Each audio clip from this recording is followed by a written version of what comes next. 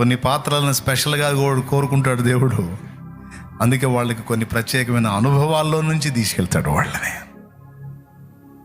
నాకే ఎందుకు కాదు, ఇన్ని నాకే ఇచ్చావంటే ఈ ధన్యత నాకే ఇచ్చినందుకు నీకు స్తోత్రం ప్రభువా అనుకో. నాకున్న బాధలు ఎవరికీ లేవని నువ్వు అనుకునే పని అయితే నీకున్న ధన్యత కూడా ఎవరికి లేదని దేవుణ్ణి స్తుతించు. ఎందుకంటే ఆయన స్పెషల్గా నీ మీద వర్క్ చేస్తున్నాడు.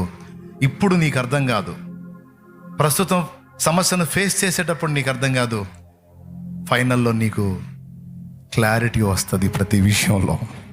ఆమేన్.